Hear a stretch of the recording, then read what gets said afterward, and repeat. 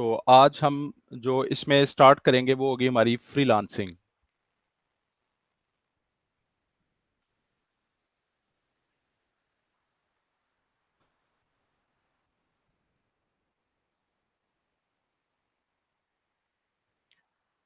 तो फ्रीलांसिंग के बारे में आप में से ज्यादातर लोग जानते हैं कि फ्रीलांसिंग बेसिकली क्या है।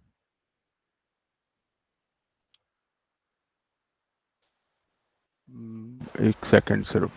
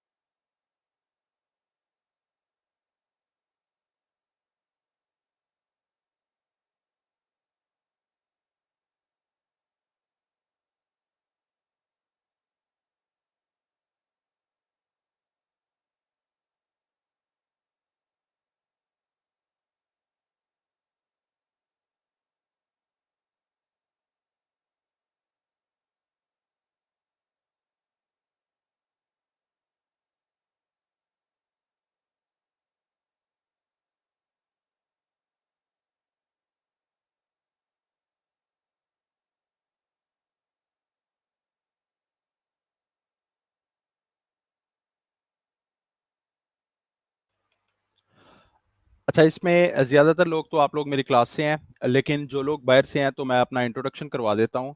रेगुलर क्लास को स्टार्ट करते हैं। मैं थोड़ा सा वेट कर रहा था कि अगर कुछ लोग और ऐड हो जाएं तो इसमें सबसे पहले मेरा नाम मोहम्मद बुरहान जफर है। मेरा नाम मोहम्मद बुरहान जफर है और अल्हम्दुलिल्लाह मैं तकरीबन 7-8 साल से फ्रीलांसिंग कर रहा हूँ। और इस वक्त टॉप रेटेड की मेरी प्रोफाइल जो है वो वेटिंग लिस्ट में है।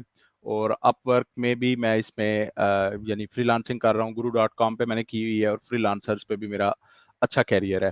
तो इसके अलावा UI UX डिज़ाइनर हूँ मैं सर्टिफाइड, और ग्राफिक्स डिज़ाइनिंग का काम भी मैंने किया हुआ है। और अडोब फोटोशॉप में अल्हम्दुलिल्लाह मेरी बड़ी अच्छी कमांड है। तो इसके अलावा मेरे ख्याल में ज़्यादा इससे ज़्यादा इन्फो की ज़रूरत नहीं है हमें।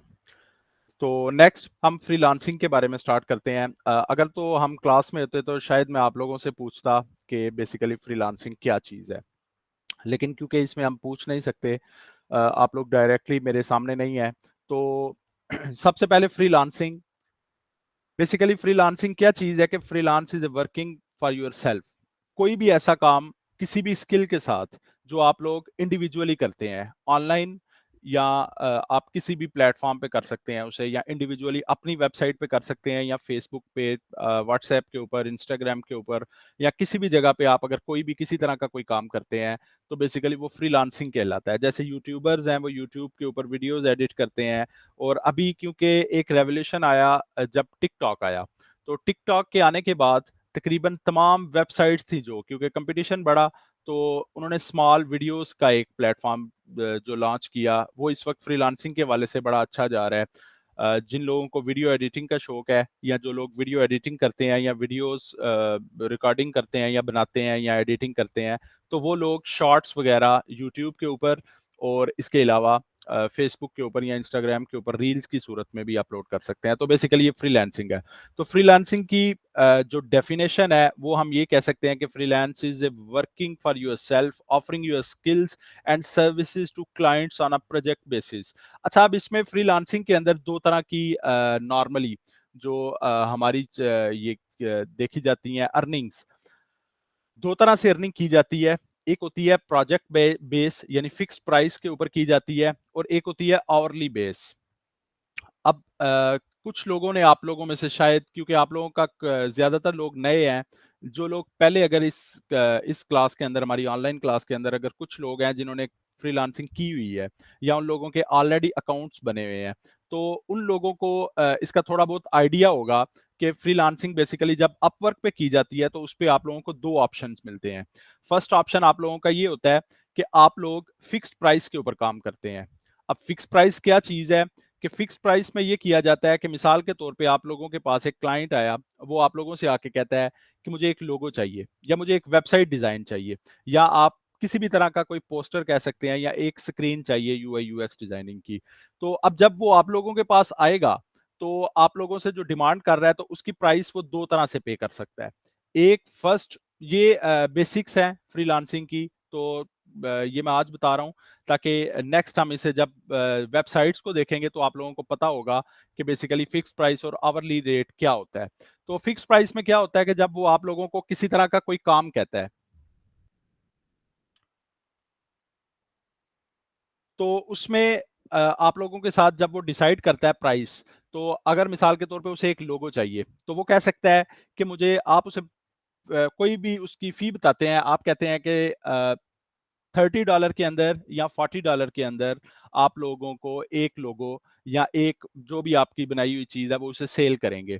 तो ये बेसिकली फिक्स प्राइस होगी, जिसकी प्राइस $40 होगी। लेकिन इसकी निस्बत अगर आवरली रेट पे बात की जाए, तो आवरली रेट पे क्या होता है कि आपको घंटे के हिसाब से, आवर के हिसाब से पैसे मिलते हैं। मिसाल के तौर पे अगर आपने अपनी प्राइस सेट की हुई है 20 पर आवर, तो इसमें क्या होता है, अच्छा ये फाइवर पे नहीं होता, ये सिर्फ अपवर्क पे या मुख्तलिफ वेबसाइट्स जो अपवर्क के बाद हम पढ़ेंगे उन पे इस तरह प्राइस सेट की जाती है। तो वहां पे आप अपने 1 घंटे का टाइम रखते हैं, 1 घंटे की प्राइस सेट करते हैं। अब मिसाल के तौर पे एक बंदा आता है, कोई भी क्लाइंट आता है आपके पास, वो आपको आके कहता है कि मुझे एक लोगो डिजाइन चाहिए। आप उसके साथ आवरली बेस पे डील करते हैं, और आवरली बेस पे डील करने के बाद उसमें क्या होगा कि मिसाल के तौर पे आपके काम को 3 घंटे लगे हैं, तो उसमें ऑटोमेटिकली आपकी घंटे के हिसाब से पेमेंट उसमें ऐड होती जाएगी। मिसाल के तौर पे $20 पर आवर आप कोई भी चीज सेल कर रहे हैं, तो जब आप उसमें काम करेंगे तो जो बेसिकली ये फ्रीलांसिंग की वेबसाइट्स होती हैं, इनमें टाइम ट्रैकर्स होते हैं। उनकी एप्लीकेशंस को डाउनलोड करना पड़ता है, जो आपकी स्क्रीन को देखती रहती हैं कि आप किस वक्त कितना काम कर रहे हैं, और वो स्क्रीनशॉट आपके क्लाइंट के साथ शेयर किया जाता है। तो इस तरह वो आवरली रेट पे आपको प्राइस देते रहते हैं। अगर आप 1 घंटे से पहले काम खत्म करते हैं, तो आपको सिर्फ उतने मिनट्स की प्राइस मिलती है। तो बेसिकली फिक्स्ड प्राइस और आवरली रेट यानी आवरली बेस्ड प्राइस के ऊपर हम फ्रीलांसिंग करते हैं। फिक्स्ड प्राइस होती है कि किसी भी काम की डील करते हुए अगर आप एक फिक्स प्राइस पहले डील कर लेते हैं किसी भी तरह अपने क्लाइंट के साथ, तो वो बेसिकली फिक्स्ड प्राइस होगी। फाइवर हमारा जितना भी चल रहा है वो इस वक्त फिक्स प्राइस की बेस पे चल रहा है। हाँ, इसमें अभी फाइवर ने एक अपडेट की है माइलस्टोन की, ये तकरीबन 1 डेढ़ साल से। तो इसमें बेसिकली क्या चीज होती है कि जो हमारी माइलस्टोन है, माइलस्टोन में ये किया जाता है कि मिसाल के तौर पे आप लोगों के साथ किसी की फिक्स प्राइस डन हुई $1000। अब वो क्या करेंगे, आपने उसके साथ माइलस्टोन तय कर लिए कि आप मुझे $200 इस तारीख को दीजिएगा, $200 इस तारीख को, $200 यानी 5 माइलस्टोन होंगे। और आपको आप ये कह सकते हैं कि आपकी जो पेमेंट होती है $1000, उसकी डिवीजन होती है बेसिकली ये। तो इस तरह से दो तरह से हम फ्रीलांसिंग में पेमेंट लेते हैं या अर्निंग करते हैं, एक आवरली बेस होती है और एक फिक्स्ड प्राइस होती है। फाइवर टोटली फिक्स प्राइस के ऊपर बेस करता है, हाँ, लेकिन फिक्स प्राइस के साथ माइलस्टोन भी आता है। माइलस्टोन क्या होता है कि अगर मिसाल के तौर पे आपकी कोई फिक्स प्राइस चल रही है और उस फिक्स प्राइस के अंदर बहुत ज्यादा पेमेंट है या बहुत ज्यादा काम है, तो आप माइलस्टोन में उस पेमेंट को स्प्लिट कर सकते हैं। स्प्लिट करने से ये होगा कि जो आप लोगों की पेमेंट होगी उस पेमेंट में डिवीजन हो जाएगी, और आपको आपकी पेमेंट मिलती जाएगी और आपका लॉन्ग प्रोजेक्ट भी चलता रहेगा। तो सबसे पहले फ्रीलांस हम आज कोशिश करेंगे कि जो हमारा आज वाला लेक्चर होगा इसमें हम ज्यादा थ्योरीज पढ़ेंगे, फ्रीलांसिंग थ्योरेटिकल जो हमारा डाटा है वो हम देखेंगे। इंशाल्लाह ताला कल से हम प्रैक्टिकली फाइवर से स्टार्ट करेंगे। आज हम फाइवर का ओवरव्यू देखेंगे वैसे इसमें।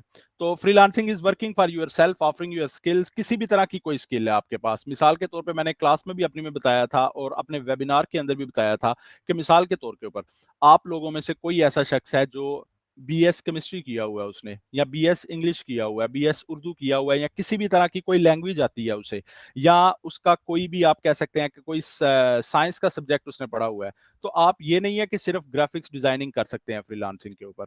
जैसे आप लोगों ने यूट्यूब पे देखा होगा कि मुख्तलिफ किस्म के ट्यूटोरियल्स बनते हैं, तो ये बेसिकली फ्रीलांसिंग ही है कि आप अपना जो भी आपकी स्किल है, अपना नॉलेज लोगों के साथ शेयर कर रहे हैं। तो इसी तरह फाइवर के ऊपर भी आप लोगों को फाइवर ये मौका देता है कि आप लोग ट्यूटर के तौर पे काम कर सकें। अगर मिसाल के तौर पे किसी ने केमिस्ट्री, फिजिक्स और मैथ्स वगैरह का कोई सब्जेक्ट पढ़ा हुआ है और उसकी कमांड उसमें बहुत अच्छी है, या किसी को वेब डेवलपमेंट आती है, या किसी भी तरह का कोई ऐसा सब्जेक्ट आता है, कि जिसमें आप ये कह सकते हैं कि वो सब्जेक्ट सिखाया जा सकता है किसी को, या किसी तरह वो स्किल आगे डिलीवर की जा सकती है, तो आप एज ए ट्यूटर भी फाइवर पे काम कर सकते हैं।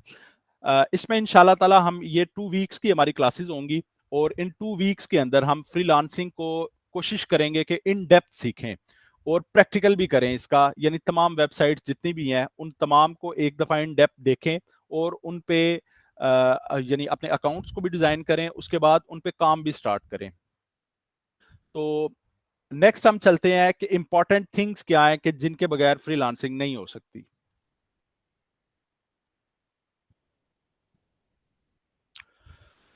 तो इंपॉर्टेंट थिंग्स के अंदर which we need for freelancing, तो फ्रीलांसिंग में अगर किसी को कोई कंफ्यूजन हो तो हमारा 30 मिनट्स या 20 मिनट्स का सेशन हुआ करेगा, उसमें आप लोग क्वेश्चंस पूछ सकते हैं। तो नेक्स्ट इंपॉर्टेंट थिंग्स क्या है कि सबसे पहले आपके पास एक स्किल होनी चाहिए, या किसी भी एक चीज में आपकी एक्सपर्टीज होनी चाहिए। फ्रीलांसिंग स्टार्ट करने से जो पहले सबसे बुनियादी चीज है वो यही है कि आपके पास स्किल होनी चाहिए। और जितने भी लोग आप लोग इस वक्त कॉल में हैं, या आप ये कह सकते हैं कि जितने भी लोग ग्रेजुएटेड हैं एजे के आईटी सेंटर से, वो तमाम लोग तकरीबन स्किलफुल हैं। आप लोगों ने स्किल सीख ली हुई है, अब अपनी स्किल को आगे मार्केटिंग करना आप लोगों ने सीखना है इंशाल्लाह इन 2 वीक्स के अंदर। तो सबसे पहले और सबसे जो बुनियादी चीज है वो आती है स्किल एंड एक्सपर्टीज, वो आपके पास है कंटिन्यूस लर्निंग। तो मैंने अपनी क्लास के अंदर भी बताया था, और मैं यानी इस चीज पे जोर देता हूं कि आप लोगों को अपने आप को, अपनी स्किल को अपडेट रखना चाहिए। आप लोगों को देखते रहना चाहिए कि आपकी स्किल के अंदर कितनी चीजें इस वक्त अपडेटेड चल रही हैं, या कौन सी चीजें नेक्स्ट अपडेटेड आ रही हैं। अब मैं काफी लोगों को, ऐसे लोगों को मिला, जैसे अभी हमारे सेंटर के अंदर ही मैंने देखा एक चीज जो नोट की, तो उसमें ये था कि हमारे सेंटर के अंदर जो अडोब फोटोशॉप के वेरिएंट्स थे वो 2021 के वेरिएंट है। अब अगर ग्राफिक्स डिजाइनिंग आप सीख रहे हैं और 2021 के वेरिएंट पे सीख रहे हैं, तो 2021 से लेके 2023 आज तक तकरीबन मेरे ख्याल में 50 से ऊपर वेरिएंट्स फोटोशॉप के आ चुके हैं। इसी तरह इलिस्ट्रेटर है, और एवरी डे, हर रोज इसमें कोई ना कोई अपडेट आ रही है।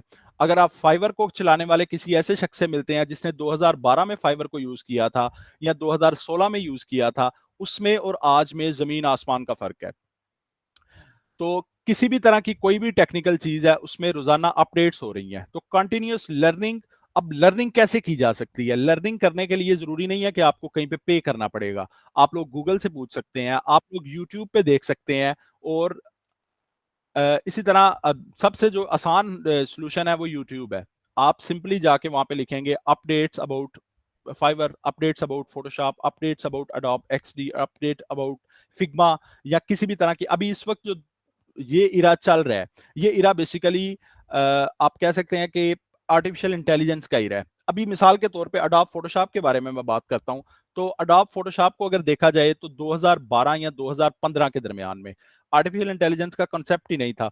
उस वक्त अडोब फोटोशॉप में अगर मिसाल के तौर पे आप किसी सब्जेक्ट को सिलेक्ट करना चाहते थे, तो आप लोगों को मुख्तलिफ सिलेक्शन टूल्स हैं। अडोब भी फोटोशॉप के इस वक्त तकरीबन मेरे ख्याल में अप्रॉक्सीमेटली 20+ टूल्स हैं जो अडोब फोटोशॉप के अंदर हम यूज करते हैं सिलेक्शंस के लिए। मुख्तलिफ किस्म के टूल्स हैं और मुख्तलिफ मौके में वो यूज होते हैं। अब ये 20 सिलेक्शन टूल्स हैं, जो इन पर सिलेक्शन करने के लिए प्रोसीजर क्या था कि सबसे अच्छा प्रोसीजर था जो अडोब फोटोशॉप के ऊपर, वो ये प्रोसीजर था कि आप पेन टूल के साथ किसी भी चीज की सिलेक्शन कर लें।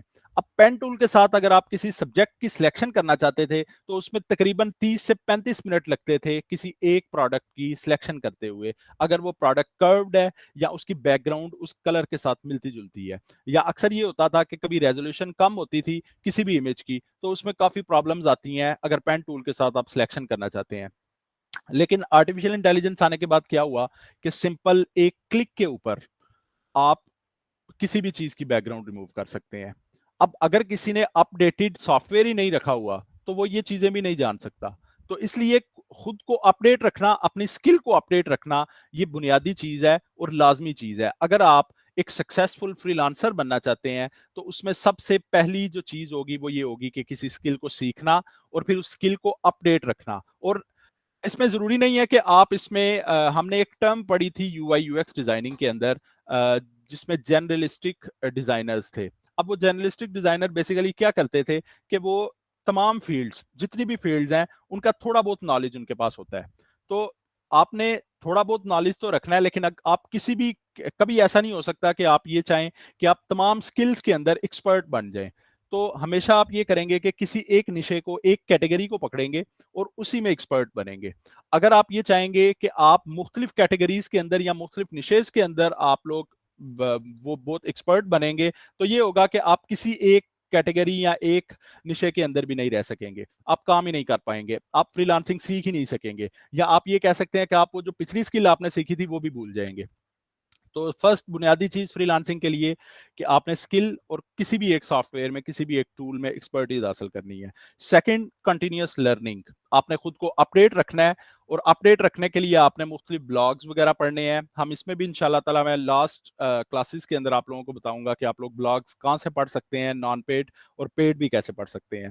और अपनी स्किल को अपडेट रखना है। अपडेट रखने के लिए स्किल को सबसे जो अच्छा तरीका है मेरे ख्याल में, वो यूट्यूब है।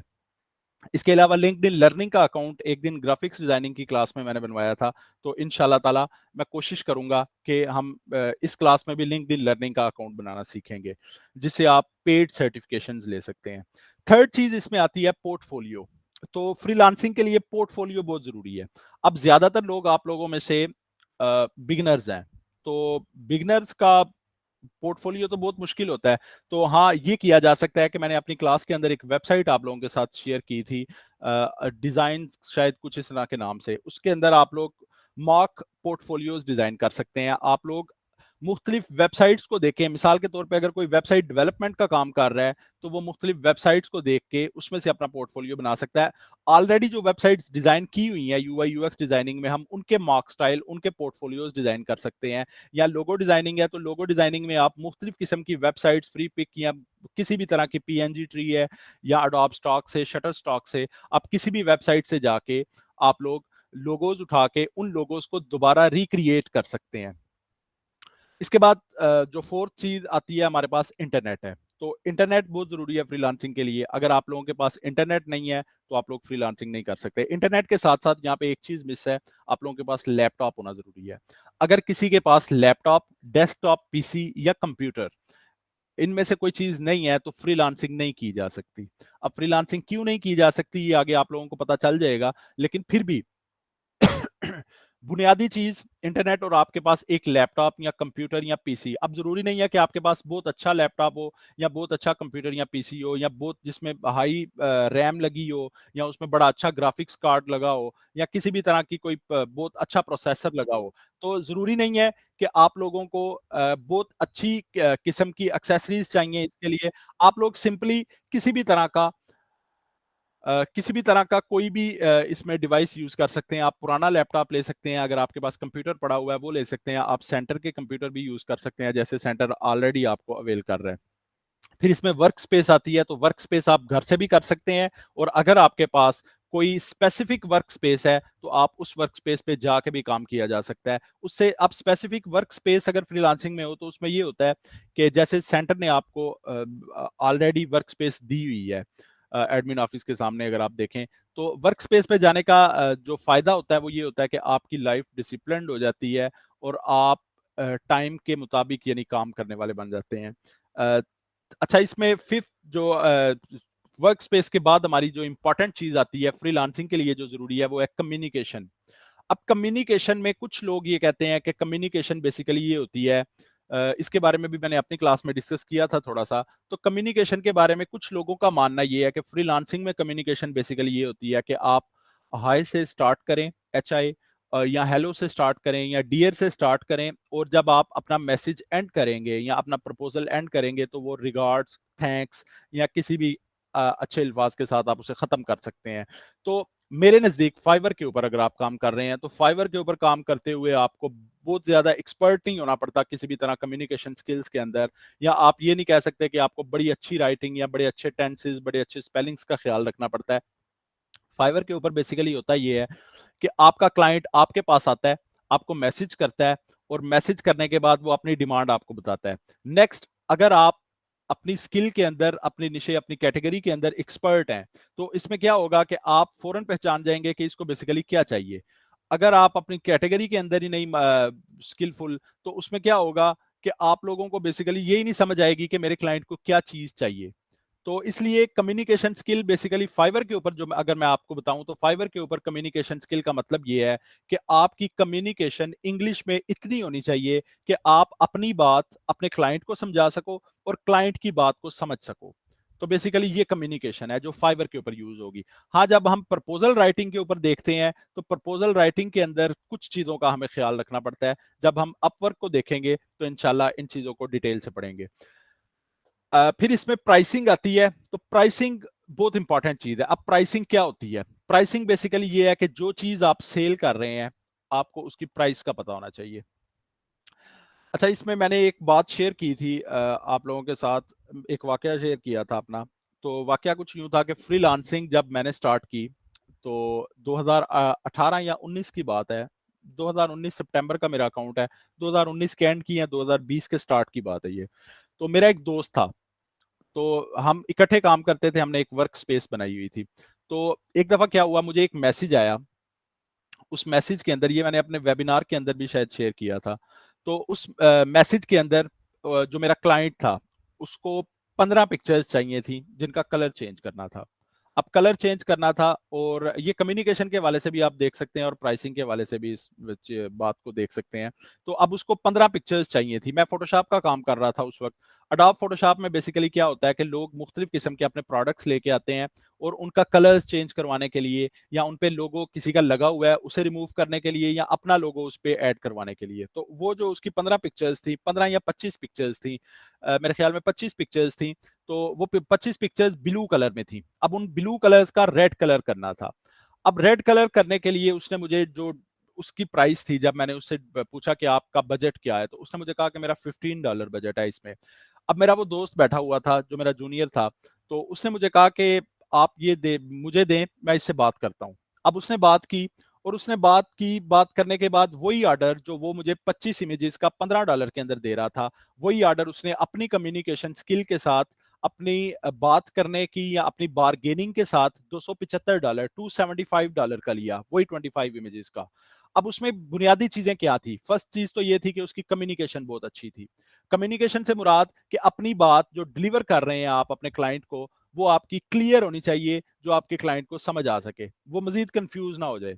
सेकंड, इसमें प्राइसिंग बहुत मैटर करती है। यानी उसने क्या किया कि उसने बेसिकली उसे पैकेजेस दिए।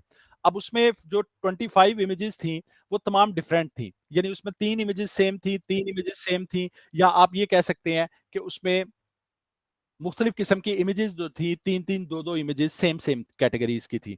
अब उसने बेसिकली किया क्या, आप लोग भी यही करेंगे कि जब भी फ्रीलांसिंग करें तो आप लोगों के पास अपने कैटेगरी के हवाले से एक मुकम्मल पैकेज हो। अब वो पैकेज बेसिकली क्या होगा? अब जो उसने किया उस वक्त वो ये किया कि जो 3 इमेजेस थी, उसने कहा कि ये 3 इमेजेस में काम ज्यादा करना पड़ेगा, इसलिए इनकी प्राइसेस ज्यादा होंगी। इसी तरह पैकेजेस डिजाइन किए। जो सेकंड मुश्किल इमेजेस थी उनका उन्हें बताया कि ये वाली इमेजेस में इतना टाइम लगेगा, इसलिए इनकी प्राइसेस ये होंगी। एट द एंड उसने ये कहा कि जो 3 इमेजेस तुम्हारी लास्ट में है वो हम फ्री ऑफ कॉस्ट कर देंगे। अब फर्स्ट उसने कहा कि 25 इमेजेस में $15 में करूंगा, लेकिन एट द एंड वो इसी चीज में खुश था कि $275 में मुझे 25 में से 3 इमेजेस फ्री मिल रही हैं। तो आप लोग भी क्या करेंगे बेसिकली कि अपने पैकेजेस को सेट करेंगे। पैकेजेस कैसे सेट किए जाते हैं? मिसाल के तौर पे हम एक लोगो की मिसाल ले लेते हैं। आप एक लोगो डिजाइन कर रहे हैं। अब लोगो डिजाइन करते हुए इसमें एक और इम्पॉर्टेंट चीज है कि आप लोगों को ये पता है कि आप जो काम कर रहे हैं उसमें कितना टाइम लगेगा। आपके क्लाइंट को ये नहीं पता कि ये काम कैसे किया जाता है या इसमें कितना टाइम लगेगा। तो इसलिए जो चीज आप उसे बताएंगे, हाँ हम गलत बयानी नहीं करेंगे, लेकिन बेसिकली जो चीज जितना टाइम हमें लगेगा वो हम एग्जैक्टली उसे बताएंगे कि बेसिकली इसमें इतना टाइम लगेगा, इसमें ये वाले टूल्स यूज होंगे, और उसके बाद आपको जब आपका लोगो मिलेगा तो वो अच्छा मिलेगा। जैसे मिसाल के तौर पे हम एक लोगो डिजाइन करते हैं। अब लोगो डिजाइन की नॉर्मल जो प्राइस चल रही है सबसे कम वो $5 चलती है, लेकिन लोग यही लोगो डिजाइन $100 में, $100, $400 तक भी बेच रहे हैं। अब $400 में कैसे बेच रहे हैं? सबसे पहले उसकी कलर स्कीम आएगी, उसके शार्प एजेस होंगे, और एट द एंड नॉर्मली क्या किया जाता है, मैंने कुछ लोगों को देखा है कि वो पीएनजी जेपीजी फाइल्स या जितनी भी फाइल्स होती हैं वो फाइल्स बेसिकली वो जब उन लोगों को बेचते हैं तो वो फाइल्स भी $50 की बेचते हैं। अब ज्यादातर लोग, आप लोगों में से अगर ग्राफिक्स डिजाइनिंग के हैं तो आप लोगों को पता है कि फाइल्स को क्रिएट करना कोई मुश्किल काम नहीं होता, या अगर आप यूआई यूएक्स डिजाइनिंग की किसी तरह से भी आप कर रहे हैं, अपना काम कर रहे हैं, तो उसमें क्या किया जाएगा, मिसाल के तौर पे आपने अपने फर्स्ट पैकेज के अंदर 5 इमेजेस यानी 5 स्क्रीन्स रखी हैं कि हम 5 स्क्रीन्स देंगे किसी एक एप्लीकेशन की। आप ये कर सकते हैं कि आप उसमें लिख सकते हैं कि मैं एक एप्लीकेशन की स्क्रीन फ्री ऑफ कॉस्ट दूंगा, 4 स्क्रीन जो होंगी उसकी मैं कॉस्ट लूंगा, एक स्क्रीन फ्री ऑफ कॉस्ट दूंगा। अब बेसिकली अगर आप $10 के अंदर 5 स्क्रीन दे रहे हैं और एक स्क्रीन फ्री दे के 4 स्क्रीन $20 में दे रहे हैं, तो आपका जो $20 वाला पैकेज होगा वो ज्यादा लेजिट होगा और ज्यादा एलिजिबल होगा, और फाइवर भी ऐसे पैकेजेस को प्रमोट करता है। तो आप लोगों ने कोशिश करनी है कि जो भी काम, जिस भी निशे, जिस भी कैटेगरी के अंदर आप काम कर रहे हैं, आप उसमें बेसिकली पैकेजेस को सेट करेंगे। आप अपने पैकेजेस को सेट करेंगे, अपनी प्राइसेस सेट करेंगे, आप लोगों के पास अपना एक मॉक सैंपल टेक्स्ट लिखा होना चाहिए कि बेसिकली जो आपके काम के अंदर बताए कि आप लोगों ने कौन कौन से पैकेजेस, कौन कौन सी सर्विसेज, कौन कौन से फीचर्स अपने क्लाइंट्स को दे रहे हैं। तो इसमें लास्ट चीज जो हमारी होती है, वो इंपॉर्टेंट चीज है, वो है हमारा अकाउंट, यानी आपका किसी फ्रीलांसिंग वेबसाइट के ऊपर एक अकाउंट होना चाहिए, जो बुनियादी और जरूरी चीज है।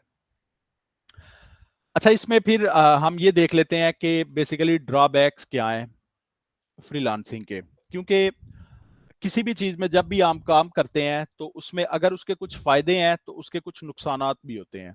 तो हम इसमें नुकसानात भी देखेंगे और फायदे भी देखेंगे, लेकिन पहले हम नुकसानात को देखते हैं, ड्रॉबैक्स क्या हैं। तो सबसे जो बुनियादी ड्रॉबैक है फ्रीलांसिंग का, वो है इनकंसिस्टेंट वर्क। आपको कभी भी ऐसा नहीं होगा अगर ये फ्रीलांसिंग की क्लासेस हम ले रहे हैं तो मैं आपको कभी भी ये नहीं कहूंगा कि शायद आप लोग ये क्लासेस जिस दिन खत्म करेंगे आप लोगों को ऑर्डर आना शुरू हो जाएंगे, या आप लोगों को कोई ऐसी उम्मीद नहीं दिलवाऊंगा मैं कि आप लोग जब ये वाला कोर्स कर लेंगे तो आप लोगों को डॉलर ही डॉलर मिलने शुरू हो जाएंगे। तो बेसिकली इनकंसिस्टेंट वर्क है।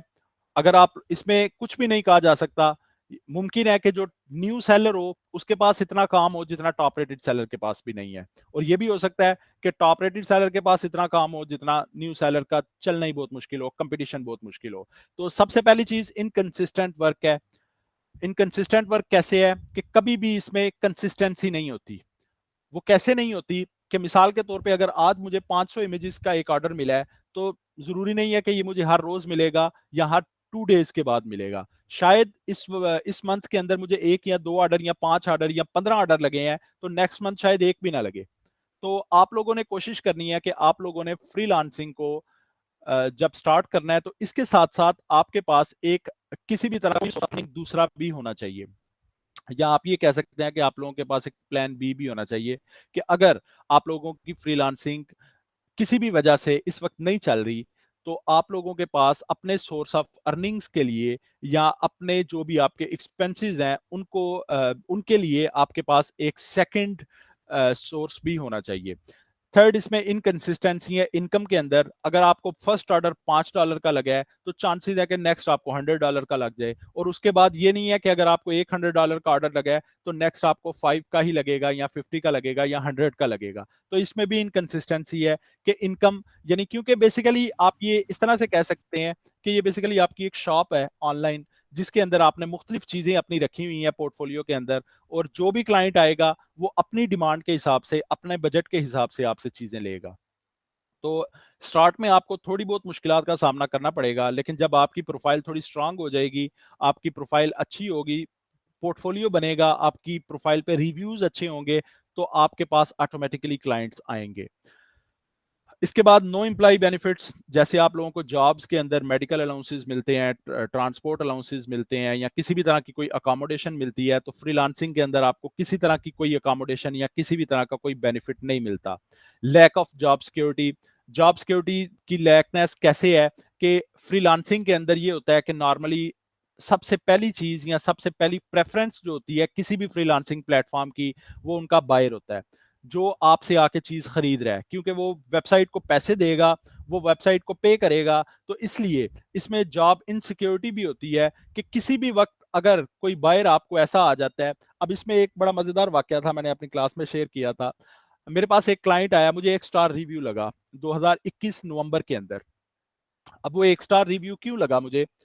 बेसिकली उस रिव्यू के अंदर मैंने क्लाइंट का काम किया, अब उस क्लाइंट का काम अच्छा किया, उसे पसंद आया। उसके बाद अब मुझसे गलती हुई कि जब आप किसी भी तरह की कोई बायर की प्रोफाइल देखते हैं ना, या जैसे आप देखते हैं कि व्हाट्सएप के ऊपर अगर आपको कोई मैसेज करता है तो उसका आइकॉन बिल्कुल छोटा सा नजर आ रहा होता है। लेकिन व्हाट्सएप के ऊपर एक बेनिफिट है कि जब आप उसकी प्रोफाइल या आइकॉन के ऊपर क्लिक करते हैं तो वो इमेज बड़ी हो जाती है, तो आपको पता लग जाता है कि उस इमेज के अंदर कौन है। लेकिन फाइवर पे ऐसा नहीं था। फाइवर पे वो जो आइकॉन था वो बेसिकली आपको अ, छोटा ही नजर आता था। यानी वो जो आपका आइकॉन होता है प्रोफाइल का, वो छोटा ही नजर आता है, वो बड़ा नहीं हो सकता। उस पे प्रोफाइल थी। अब वो बेसिकली एक यूएसए का आदमी था जिसके ब्राउन कलर के बाल थे और बहुत बड़े बड़े बाल थे। अब आप लोग खुद सोच सकते हैं कि ब्राउन बालों के साथ अगर आप एक छोटी सी पिक्चर देख रहे हैं दूर से तो आपको ये लगेगा कि ये कोई औरत होगी। तो मैंने जो सबसे बड़ी गलती की वो ये की कि मैं उसे मैम कहता रहा। तो अब जब उसने वो ऑर्डर जो था वो मुकम्मल हुआ तो उसके बाद जो उसने फर्स्ट थिंग मुझे की, उसने कहा कि तुमने मेरी जेंडर चेंज की है, इस वजह से मैं तुम्हें रिव्यू 1 स्टार दे के जाऊंगा। अब इसमें मेरा कसूर नहीं था, ना इसका ताल्लुक काम के साथ था। इसमें बेसिकली फाइवर की यूआई का मसला था कि अगर उन्होंने कोई ऑप्शन ऐसा रखा होता कि प्रोफाइल को हम ओपन कर सकते तो मैं भी देख सकता कि ये बेसिकली कौन है, या अगर वहां पे जेंडर लिखी होती तो वो ज्यादा बेहतर होता कि अब मुझे चैट में उसकी जेंडर का पता चल रहा होता। तो क्योंकि वहां पे उसके ब्राउन बाल थे और बहुत बड़े बड़े कंधों तक उसके बाल थे, तो मैं उसको मैम कहता रहा जबकि वो सर था। तो उस वजह से, सिर्फ एक प्रॉब्लम की वजह से उसने मुझे 1 स्टार रिव्यू दिया, और इस 1 स्टार रिव्यू की वजह से मुझे 6 महीने काम नहीं आया। ये नवंबर 2020 की बात है शायद, या नवंबर 2021 की बात है। यानी नवंबर 2021 में या 2020 में जब भी ये मुझे रिव्यू लगा, उसके बाद नेक्स्ट ऑर्डर जो मुझे आया था वो मार्च या अप्रैल के अंदर आया था।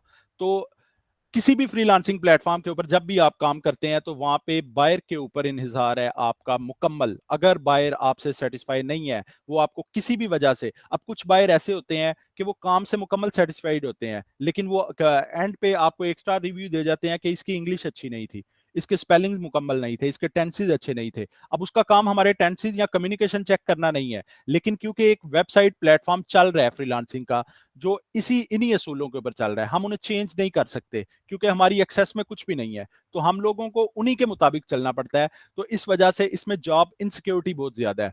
जरूरी नहीं है कि आप बिल्कुल सक्सेसफुल जा रहे हैं। अब फाइवर के ऊपर ये होता है कि अगर आपका टॉप रेटेड का अकाउंट है तो टॉप रेटेड अकाउंट के ऊपर भी अगर आपको 1 या 2 स्टार रिव्यू लग जाते हैं तो वो आपको टॉप रेटेड किसी किस्म का कोई बेनिफिट नहीं देगा। फाइवर अगर चाहे किसी एक 2 वार्निंग्स के ऊपर, आप टॉप रेटेड हैं या टॉप रेटेड नहीं है, आपका अकाउंट 2 वार्निंग के ऊपर बैन कर दिया जाता है। यानी मुकम्मल उसे टेम्परेरी परमानेंटली डिलीट कर दिया जाता है। तो इसलिए इसमें जॉब सिक्योरिटी नहीं है कि आप लोगों को ये उम्मीद नहीं है कि अगर मेरा अकाउंट आज अच्छा चल रहा है तो ये कल भी अच्छा चलता रहेगा, या अभी अच्छा चल रहा है तो 5 मिनट बाद भी अच्छा चलता रहेगा। आप लोगों को इसमें किसी भी तरह मेरे ख्याल में इन्हिसार नहीं करना चाहिए। दोबारा मैं यही कहूंगा कि ये ड्रॉबैक्स हैं और ये अ, वो नुकसानात है फ्रीलांसिंग के जिन्हें हम चेंज नहीं कर सकते। थर्ड जो लास्ट इसमें आता है वो आता है लिमिटेड कैरियर ग्रोथ अपॉर्चुनिटीज। इसमें आप लोग फ्रीलांसर के तौर पे ही आएंगे, और अगर आप सारी जिंदगी भी इसमें फ्रीलांसिंग करते रहेंगे तो आप एज ए फ्रीलांसर ही इसमें फ्रीलांसिंग करेंगे। इसमें वो नहीं होगा कि अगर आप पहले मैनेजर के तौर पे आए थे उसके बाद आपकी पोस्ट बढ़ती जाएगी या आपका रैंक बढ़ता जाएगा या आपको प्रमोशन मिलती जाएगी। तो इसलिए इसमें लिमिटेड कैरियर ग्रोथ अपॉर्चुनिटीज हैं। अच्छा, इसमें नेक्स्ट हम ये देखते हैं कि इन ड्रॉबैक्स को मिनिमाइज कैसे किया जाएगा, how to minimise drawbacks of freelance. तो सबसे पहली चीज, build a strong network of contacts. आप लोग जिन लोगों का काम करेंगे, आप लोग उन्हें पर मंथ यानी एवरी मंथ आप उन्हें मैसेज करते रहें कि अगर आपको किसी तरह का इस तरह का काम चाहिए तो आप दोबारा मुझसे रब्ता कर सकते हैं। जब आप अपना ऑर्डर कोई भी कंप्लीट करते हैं तो उस ऑर्डर को कंप्लीट करते हुए आप उन्हें किसी भी तरह का कोई भी अच्छा मैसेज कर सकते हैं कि I hope you will come back again, या किसी भी तरह से कि आपके साथ काम करके अच्छा लगा। इस तरह के आप मैसेजेस उनको कर सकते हैं और उनके साथ इन कांटेक्ट रहें। अच्छा, इसमें एक और चीज़ है कि फाइवर के ऊपर हम किसी तरह की कोई मेल, फ़ोन नंबर या किसी भी फ्रीलांसिंग प्लेटफॉर्म के ऊपर हम नहीं शेयर कर सकते। तो इस चीज़ से भी परहेज़ करना है। हमारे ज़्यादातर जो पाकिस्तानी होते हैं वो अक्सर क्या करते हैं, जब भी फ्रीलांसिंग के अंदर हमें अक्सर ये चीज़ का सामना करना पड़ता है। तो उनमें ज़्यादातर लोग जो होते हैं वो क्या करते हैं कि जो न्यू सेलर्स होते हैं, अगर उनको काम नहीं आ रहा तो वो लोगों को मैसेज करना शुरू कर देते हैं कि मुझे काम चाहिए। अगर आपको काम चाहिए तो उसका एक ही असूल है और एक ही तरीका है कि आप लोगों ने ऑनलाइन रहना है। ऑनलाइन रहने के लिए आपको कंप्यूटर, पीसी या लैपटॉप की ज़रूरत है, जो बहुत अच्छा, बहुत महँगा नहीं होना चाहिए, लेकिन आपके पास एक स्मॉल सिस्टम होना चाहिए, जिसके ऊपर आप अपनी आईडीज़ को ऑनलाइन रखेंगे। इंशाल्लाह कल हम इस पे देखेंगे फाइवर का मुकम्मल व्यू कि ऑनलाइन आईडीज़ को कैसे रखा जाता है। Second, be proactive in marketing yourself. आप अपनी मार्केटिंग कर सकते हैं, आप अपने फेसबुक पेजेस डिज़ाइन करें, अपने यूट्यूब का चैनल बनाएं, अपने ऑलरेडी आप लोगों की फेसबुक आईडीज़ हैं, उनमें जो आप लोगों के साथ सोशल कॉन्टैक्ट्स में हैं, उन लोगों के साथ अपनी प्रोफाइल्स को शेयर करें। जितने ज़्यादा क्लिक्स, जितने ज़्यादा इंप्रेशंस आपकी फाइवर प्रोफाइल पे होंगे, उतनी अच्छी और उतनी स्ट्रांग और उतनी जल्दी आपका काम स्टार्ट होगा। Get organised and efficient. आपको ऑर्गेनाइज और एफिशिएंट होना चाहिए। जो स्किल आपके पास है उसमें आप अपडेटेड होने चाहिए। आपके पास जो स्किल आपने सीखी हुई है या जिस चीज में आपकी एक्सपर्टीज है, आपको उस पर कंटिन्यूस लर्निंग करनी चाहिए और उसके बारे में आपकी इंफॉर्मेशन मुकम्मल और जामे होनी चाहिए। Set boundaries between work and personal life. आपकी वर्क और पर्सनल लाइफ के अंदर एक मुकम्मल बाउंड्रीज होनी चाहिए कि किस वक्त आप लोग काम करेंगे और किस वक्त आप लोग अपने फैमिलीज या अपने फ्रेंड्स को टाइम देंगे। Take care of your finances. इसमें एक बुनियादी चीज होती है फ्रीलांसिंग के अंदर, जो नॉर्मली देखा जाता है कि फ्रीलांसिंग की जो अर्निंग होती है, इसको नॉर्मली कुछ लोग बहुत ज्यादा कमाते हैं लेकिन वो इन्वेस्ट नहीं करते किसी जगह। तो आप लोगों ने क्या करना है कि जो अर्निंग आप लोग फ्रीलांसिंग से करेंगे उसके साथ कोशिश करें कि आपका कोई और सोर्स ऑफ अर्निंग जनरेट होता जाए, या आप किसी जगह पे इन्वेस्ट करते जाएं, या उन जो भी आपके फिनांसेस होंगे उनका प्रॉपर आपके पास एक प्लान होना चाहिए। इसके बाद बी प्रिपेयर्ड फॉर अनसर्टेनिटी। अगर अनसर्टेनिटी, अगर मिसाल के तौर पे आपका अकाउंट बंद हो जाता है या आपको 1 स्टार रिव्यू लग जाता है या आपको किसी तरह से किसी भी तरह की कोई प्रॉब्लम फेस करना पड़ जाती है फ्रीलांसिंग के अंदर, तो आप लोगों के पास एक प्लान बी होना चाहिए जिसको यूज करके आप लोग अपने सोर्स ऑफ अर्निंग को चलाते रहें। तो फ्रीलांसिंग बेसिकली, दोबारा मैं यही कहूंगा, फ्रीलांसिंग एक ऐसी चीज है कि जो आपको दूर से तो बहुत अच्छी लगेगी, लेकिन जब आप इसमें आएंगे तो कुछ लोग इसमें कंसिस्टेंसी से काम कर पाएंगे, कुछ लोग इसे छोड़ जाएंगे। सक्सेसफुल वही लोग होंगे जो इसमें कंसिस्टेंसी से काम करते रहेंगे। क्योंकि कुछ लोग ऐसे होते हैं कि जिनके जेहन में ये होता है कि शायद मैं फ्रीलांसिंग को आज स्टार्ट करूंगा और आज ही मुझे पैसे आना शुरू हो जाएंगे, या हफ्ते के बाद मुझे पैसे आना स्टार्ट हो जाएंगे। तो मैंने ये लास्ट कुछ लोगों के साथ बात शेयर की थी क्लासेस में कि 2013 के एंड में मुझे पता लगा फ्रीलांसिंग क्या चीज है। उससे पहले मुझे फोटोशॉप का काम आता था लेकिन इतना अच्छा नहीं था आता, यानी स्किल इतनी अच्छी नहीं थी मेरी। तो 2013 के अंदर मुझे पता चला कि फ्रीलांसिंग फाइवर क्या चीज है, और 2019 के अंदर मुझे फर्स्ट ऑर्डर आया। यानी 6 साल में मुझे ऑर्डर नहीं आया। उसकी बुनियादी वजह क्या थी? दो वजह थी। एक, मेरी कम्युनिकेशन अच्छी नहीं थी। अगर मेरे पास कोई ऑर्डर आता था तो मैं उसे अपनी बात नहीं डिलीवर कर पाता था, मुझे उन टर्म्स एंड कंडीशंस का, उन कीवर्ड्स का नहीं था पता जो नॉर्मली फ्रीलांसिंग के अंदर यूज होती थी। अब जैसे मिसाल के तौर पे सोर्स फाइल है, तो सोर्स फाइल का कुछ लोगों को पता होगा, कुछ को शायद ना पता हो।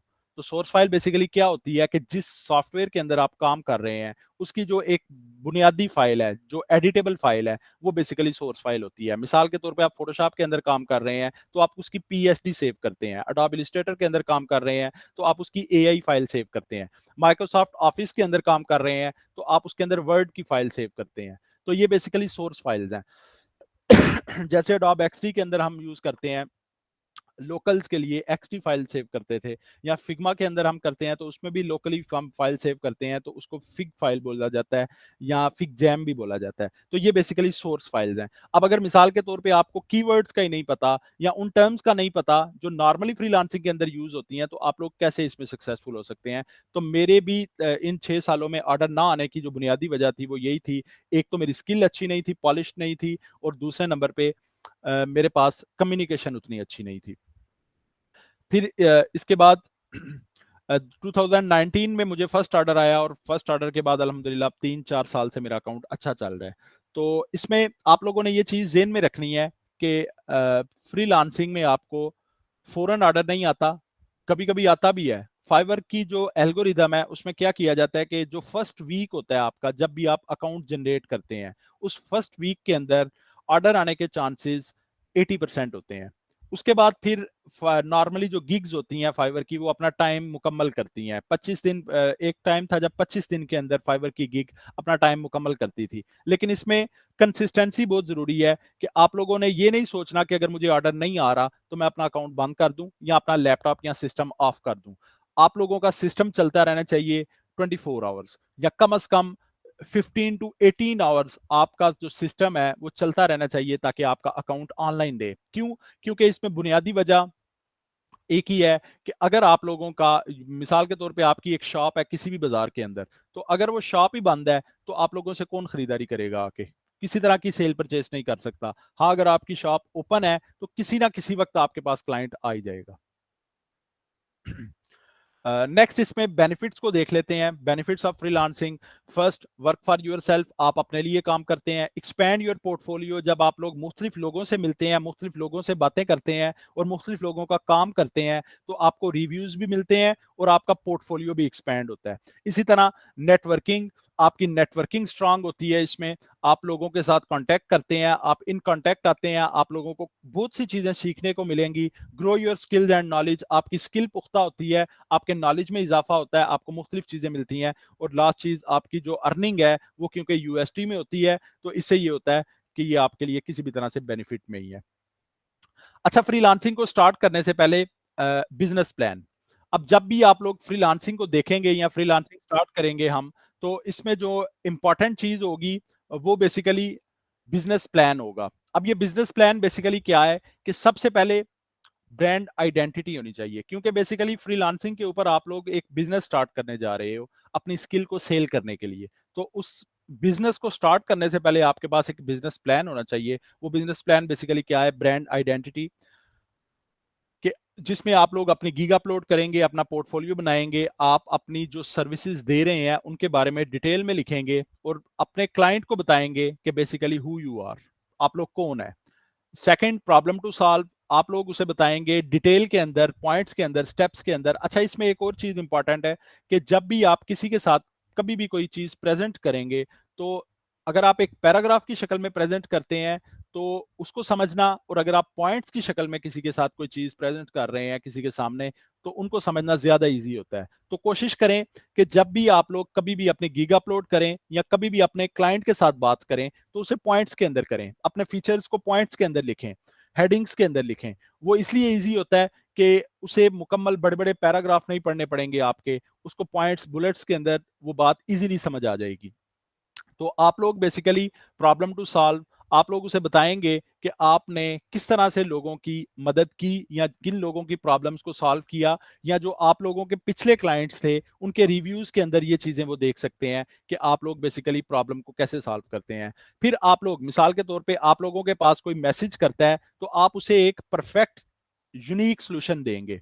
मिसाल के तौर पे आप लोगों के पास कोई भी आता है एक यूआई यूएक्स डिजाइनिंग के लिए, आप उसे बेसिकली बताएंगे कि आप यूआई यूएक्स डिजाइन जो डिजाइन करेंगे उसमें क्या क्या चीजें होंगी, कौन कौन से फीचर्स होंगे, कैसी कलर स्कीम्स होंगी, और किस तरह से ये उसकी मदद करेगा मार्केटिंग के अंदर, या किसी भी तरह से आप उसको बताएंगे कि ये बेसिकली यानी ये किस तरह से उसकी हेल्प कर सकता है उसके बिजनेस को ग्रो करने में। तो उसके बाद target marketing, narrow your messaging and branding, आप लोग किसी एक, वही बात कि आप लोग किसी एक निशे, एक कैटेगरी को सिलेक्ट करेंगे और उसी कैटेगरी के अंदर आप लोग एक्सपर्ट होंगे, तो फिर ही आप लोगों के सक्सेसफुल होने के चांस ज्यादा होंगे। अगर आप लोग ये सोचेंगे कि मुझे एडोब फोटोशॉप भी सीखना चाहिए, एडोब इलस्ट्रेटर भी सीखना चाहिए, इसके साथ साथ मुझे एडोब प्रीमियर भी आना चाहिए, एडोब एनिमेशन के लिए करैक्टर एनिमेशन भी आना चाहिए, आफ्टर इफेक्ट्स भी आना चाहिए, और अगर मुझे ऑडियो की किसी तरह की कोई एडिटिंग करनी है तो मुझे अडोब ऑडिशन भी आना चाहिए, तो जितने ज्यादा सॉफ्टवेयर्स के अंदर आप लोग जाएंगे उतने ज्यादा कंफ्यूज होंगे।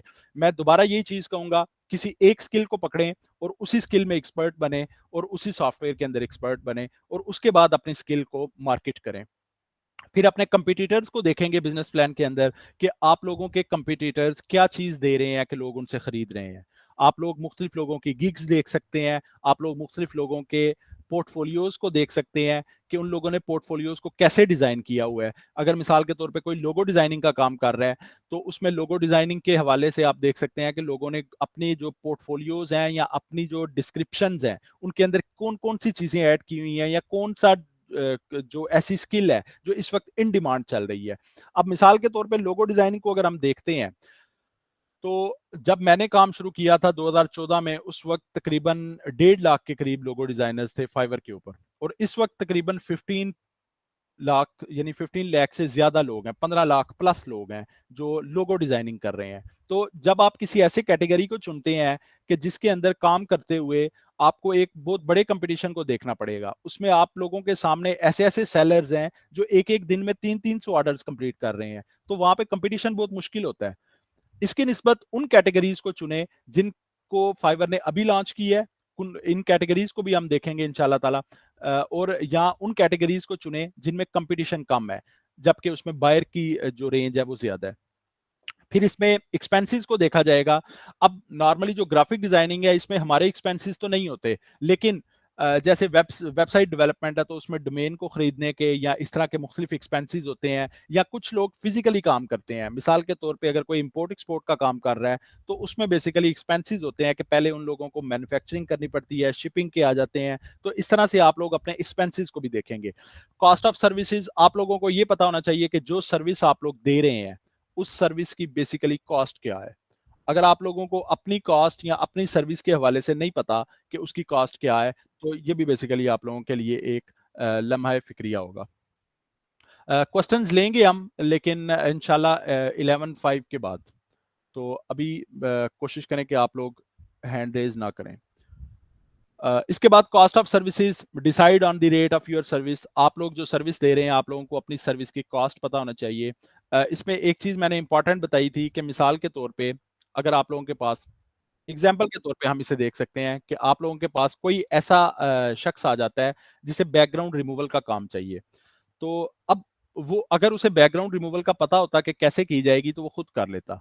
तो इसमें बेसिकली आप लोग उसे बताएंगे कि हम पेन टूल की मदद से आपकी, क्योंकि सबसे अच्छी जो बैकग्राउंड रिमूवल होती थी आज से पहले, अभी तो क्योंकि एआई के जरिए हो रही है, तो जो पहले बैकग्राउंड रिमूवल होती थी वो बेसिकली पेन टूल के साथ की जाती थी, जिसकी मदद से जब पेन टूल के साथ आप किसी भी चीज की बैकग्राउंड रिमूव करते थे, सब्जेक्ट को एक्सक्लूड करते थे किसी भी बैकग्राउंड के अंदर से, तो उसमें क्या होता था कि उसके एजेस स्मूथ रहते थे।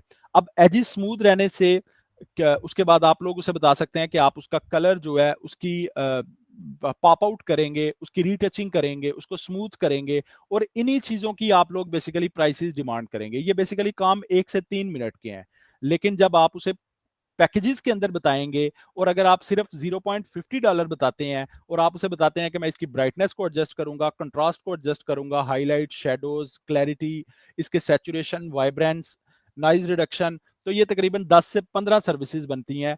अगर आप सिर्फ $0.50 इसमें ऐड करते हैं पर सर्विस, तो आपको ये $7.5 के अंदर सिर्फ रीटचिंग पड़ती है। तो इस तरह से आप लोगों ने कोशिश करनी है कि जो भी सर्विस आप दे रहे हैं उसके मुख्तलिफ पैकेजेस डिजाइन करें। अब नॉर्मली जब यूएसए के अंदर आप लोग काम करेंगे तो उन लोगों को पैकेजेस, सर्विसेज या किसी भी तरह की ऑफर्स लेना पसंद है। मैंने आप लोगों को बताया कि अब आप लोगों में से अगर कोई भी होगा तो मुझे यकीन है कि वो 25 इमेजेस $15 में ही करवाएगा, जबकि 3 इमेजेस अगर उसे फ्री दी जाए तो वो $275 में कभी भी नहीं करवाएगा। लेकिन डील करने का तरीका, आप लोगों की कम्युनिकेशन इतनी अच्छी होनी चाहिए कि आप लोग जो बात डिलीवर करना चाह रहे हैं वो एग्जैक्टली exactly उसी क्लैरिटी के साथ आपके क्लाइंट के पास डिलीवर हो। तो यहां तक अगर किसी को किसी किस्म की कोई प्रॉब्लम है तो आप लोग माइक ऑन करके बता सकते हैं, या इसके अलावा आप लोग चैट के अंदर लिख सकते हैं अगर किसी को किसी किस्म की कोई कंफ्यूजन है या वो किसी किस्म की कोई क्लैरिटी चाहता है।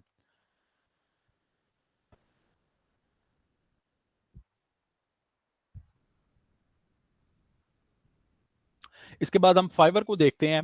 तो अगर किसी का यहाँ तक कोई क्वेश्चन है फ्रीलांसिंग के हवाले से, अगर किसी ने कोई काम किया है, किसी तरह की कोई प्रॉब्लम फेस कर रहा है, या तो वो शेयर कर सकता है।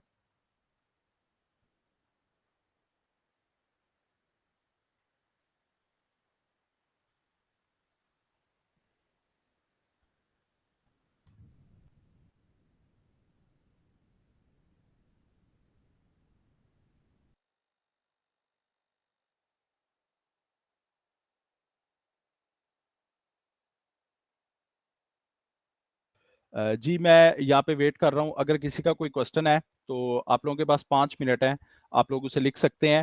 अदरवाइज फिर हम फाइवर की तरफ बढ़ेंगे। आज हम फाइवर का अकाउंट बनाना सीखेंगे। लास्ट टाइम मैंने अपनी क्लास में बताया था, लेकिन फिर एक दफ़ा मैं बताऊंगा। तो कल इंशाल्लाह इसमें हम तफसील से पढ़ेंगे, लेकिन आप लोग अपना अपना अकाउंट डिज़ाइन करेंगे। इसमें एक चीज़ का ख्याल रखिएगा कि आप लोगों में से कोई भी सेंटर के अंदर अकाउंट नहीं डिज़ाइन करेगा, या सेंटर के कंप्यूटर्स के अंदर अगर आप करेंगे तो इनकॉग्निटो मोड के अंदर करेंगे। क्योंकि अगर आप सेंटर के अंदर कंप्यूटर अपना साइन अप करेंगे तो आपका अकाउंट ब्लॉक कर दिया जाएगा फाइवर की जानिब से।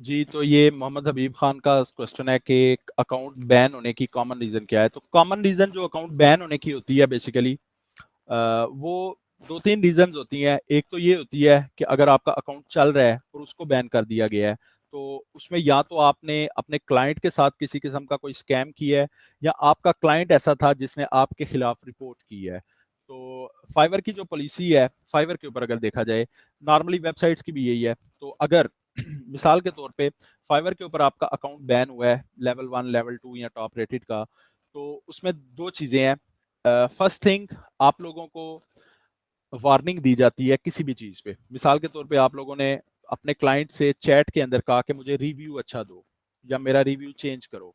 तो उस पे फाइवर की एआई आर्टिफिशियल इंटेलिजेंस उस चीज़ को रीड करती है और उसके बाद आप लोगों को एक वार्निंग देती है। अब ये वार्निंग बेसिकली 1 महीने तक चलती है, 1 मंथ।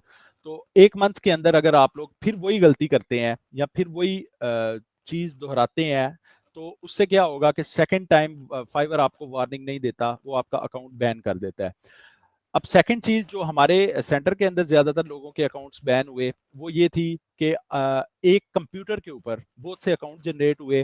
मिसाल के तौर पे अगर मेरे पास एक लैपटॉप है और मैंने आज शाम को एक अकाउंट यहाँ पे नया बनाया और कल सुबह दोबारा नया अकाउंट बनाया, या आधे घंटे के बाद एक नया अकाउंट डिजाइन किया, तो उसमें बेसिकली क्या होगा कि फाइवर जब इस चीज को डिटेक्ट करेगा कि एक ही कंप्यूटर के ऊपर 3 से 4 अकाउंट्स बन रहे हैं, तो वो इस चीज को स्कैम या स्पैम के अंदर लेगा, और आपके जितने भी अकाउंट्स एक कंप्यूटर के ऊपर बने होंगे या एक आईपी या एक मैक एड्रेस के साथ बने होंगे, वो तमाम अकाउंट्स बैन कर दिए जाएंगे।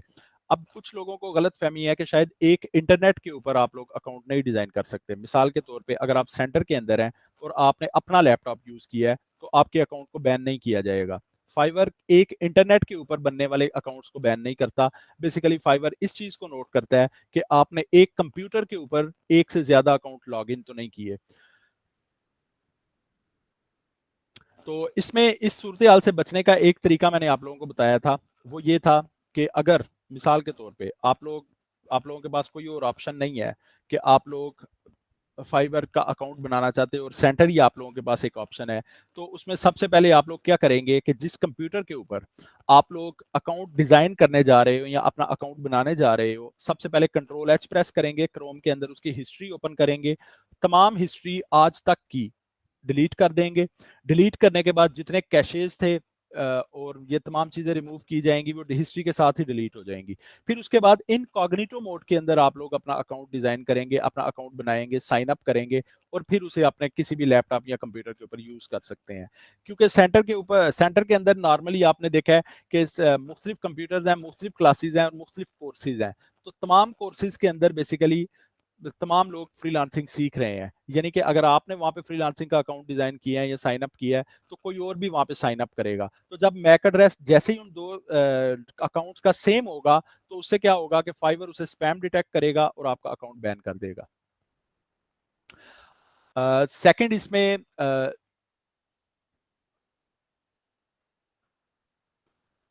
ये लाइबा का क्वेश्चन है कि जो पहले बनाया था वो आप साइन इन करके देखें। अगर तो आपका अकाउंट साइन इन हो रहा है, तो आप का वो अकाउंट बना हुआ है, वो अभी तक बैन नहीं हुआ। अगर वो साइन इन नहीं हो रहा, तो इसका मतलब कि वो बैन हो चुका है।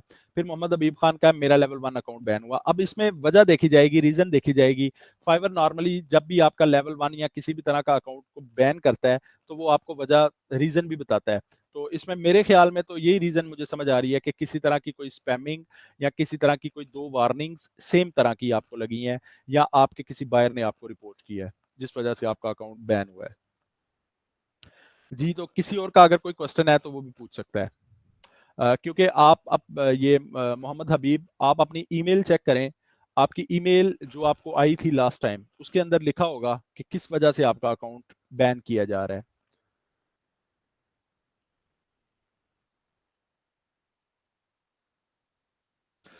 मरसद का एक क्वेश्चन है, तो अगर आपका अकाउंट बैन हुआ है एक लैपटॉप के अंदर, जी बिल्कुल बनाया जा सकता है। प्रेफर मैं यही कहूँगा कि आप कोशिश करें कि उसके अंदर आप नई विंडो करवा लें। अगर नई विंडो नहीं करवा सकते, आपका बहुत ज़्यादा डाटा है उसके अंदर, तो फिर ये होगा कि आपने पहले अपनी हिस्ट्री डिलीट करनी है सारी, मुकम्मल हिस्ट्री डिलीट करें अपने क्रोम की। अडोब क्रोम को, यानी अडोब क्रोम का गूगल क्रोम को ओपन करें। गूगल क्रोम को ओपन करने के बाद सिंपल वहाँ पे कंट्रोल एच प्रेस करें। तो इसमें मैं आप लोगों को दिखा देता हूँ यहीं पे स्क्रीन शेयर करके कि कैसे हिस्ट्री डिलीट की जाएगी और कैसे आप लोग नया अकाउंट जो डिज़ाइन करेंगे वो कैसे करेंगे।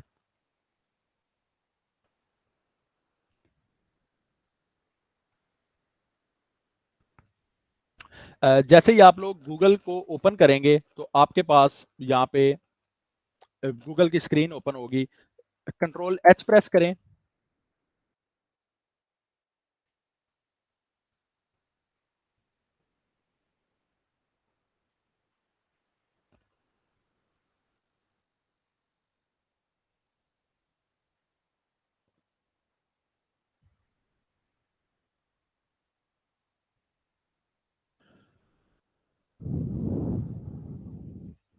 अच्छा, इसमें जैसे ही आप कंट्रोल एच प्रेस करेंगे तो यहाँ पे आपके पास आपकी हिस्ट्री आ जाएगी। यहाँ पे आप देख सकते हैं क्लियर ब्राउजिंग डाटा।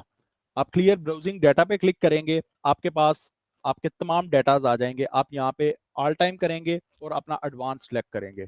यहाँ पे आप देख सकते हैं कि इस वक्त 9610 आइटम्स जो मैंने ब्राउज की हुई हैं, डाउनलोड हिस्ट्री मेरी 352 है। कुकीज और कैशेज, ये बेसिकली दो बुनियादी चीजें हैं जो आप जब भी अपना अकाउंट किसी भी कंप्यूटर के ऊपर बनाते हैं, जिस पे पहले बना हुआ है या नहीं बना हुआ, तो ये दो चीजें ऐसी होती हैं जो बेसिकली वेबसाइट्स देखती रहती हैं। जो वेब डेवलपमेंट वाले लोग हैं उनको पता है।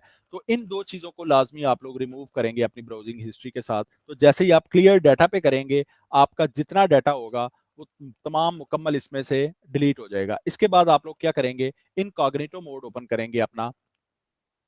इनकॉग्निटो मोड को ओपन करने के लिए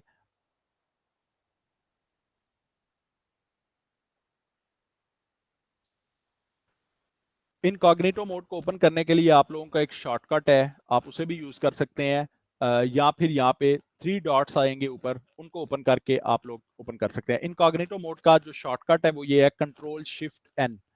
तो आप जब भी गूगल क्रोम को ओपन करेंगे, आप सिंपली कंट्रोल शिफ्ट एन लिखें और आपका अकाउंट ओपन हो जाएगा।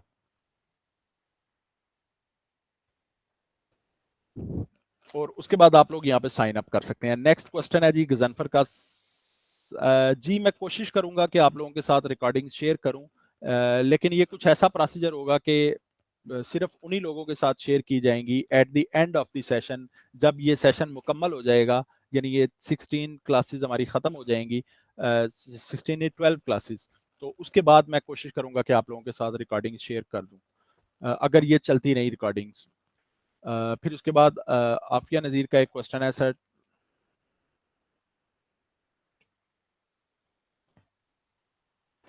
अब इसमें देखा जाएगा, मैंने आपको पहले भी बताया था कि इसमें बुनियादी चीज़ होती है कि अगर आप मिसाल के तौर पे आपने 24 आवर अपने अकाउंट को ऑनलाइन रखा है और ऑनलाइन रखने के बाद आप लोगों के इंप्रेशन नहीं आ रहे या क्लिक्स नहीं आ रहे, उसकी दो वजह होती हैं। एक तो ये वजह होती है कि आपका अकाउंट रैंक नहीं है।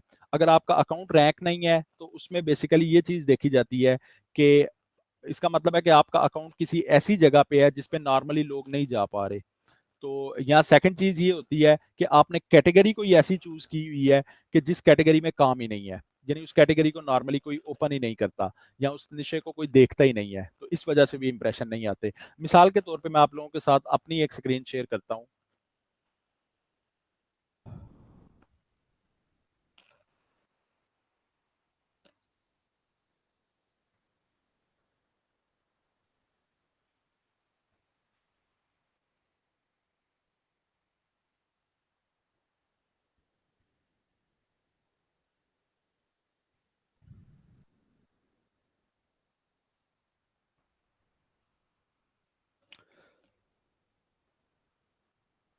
जी, आप लोग ये देख सकते हैं, ये इस वक्त गिग्स के पेजेस हैं।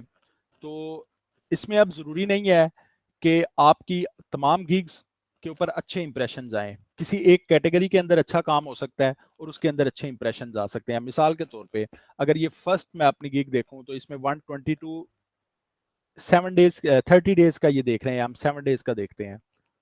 तो 7 डेज़ के अंदर 21 इंप्रेशंस आए हैं मेरी फ़ोटोशॉप की कैटेगरी के अंदर। इस कैटेगरी में बहुत सा काम है, लेकिन 21 इंप्रेशन आने का मतलब ये है कि मेरा अकाउंट किसी ऐसी जगह पे पड़ा हुआ है या मेरा अकाउंट इस वक्त डी रैंक है, जो किसी ऐसे पेज पे है जहाँ पे नॉर्मली ट्रैफिक नहीं जा रही। इसी की निस्बत अगर मैं देखूँ तो मेरी जो लोगो डिज़ाइनिंग की गिग है, उसके ऊपर 404 यानी इंप्रेशंस आए हुए हैं 404। यानी ये गिग मेरी इस वक्त किसी ऐसी जगह पे है जहाँ पे नॉर्मल से ज़्यादा ट्रैफिक आ रही है। बहुत अच्छी नहीं आ रही, लेकिन ऐसी ट्रैफिक आ रही है कि जो मुझे इसमें लोगों के चांसेस ज़्यादा हैं या लोग इस इंप्रेशन को देख रहे हैं। अच्छा, इंप्रेशन और क्लिक्स में बेसिकली फ़र्क क्या होता है, ये हम जब फ्रीलांसिंग स्टार्ट करेंगे तो देखेंगे। इंप्रेशंस होते हैं बेसिकली कि मिसाल के तौर पे मैं आपको एक विंडो दिखा देता हूँ।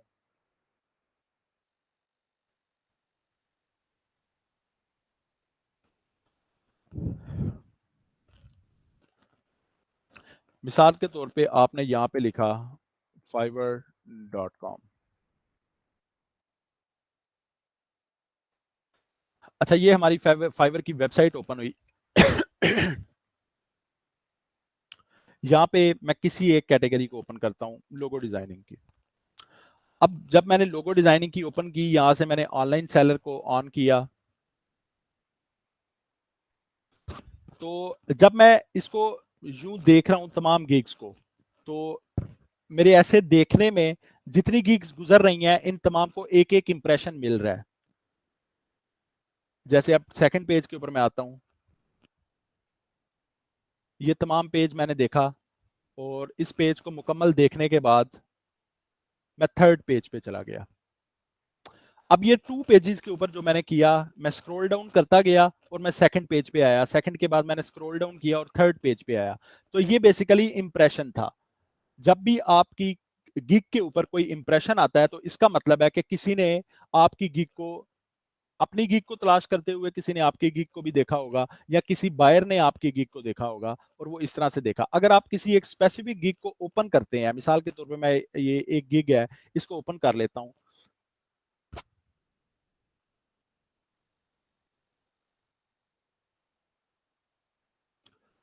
तो अब जब मैंने इस एक स्पेसिफिक गिग को ओपन किया है तो ये बेसिकली क्लिक होता है।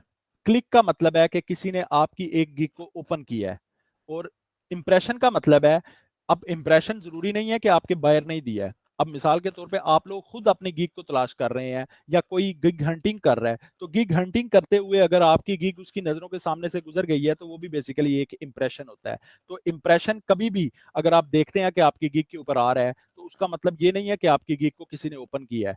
इंप्रेशन का मतलब ये होता है कि स्क्रॉलिंग करते हुए या नॉर्मली विजिट करते हुए उस वेबसाइट को आपकी गिग को किसी ने वैसे ही देखा है। और अगर उस पर क्लिक किया जाए तो उसको क्लिक करते हुए ये चीज देखी जाती है कि आपकी गिग को स्पेसिफिक किसी ने क्लिक करके ओपन किया है। तो जब आपकी गिग के ऊपर क्लिक आएंगे उसके बाद आपको ऑर्डर आएंगे।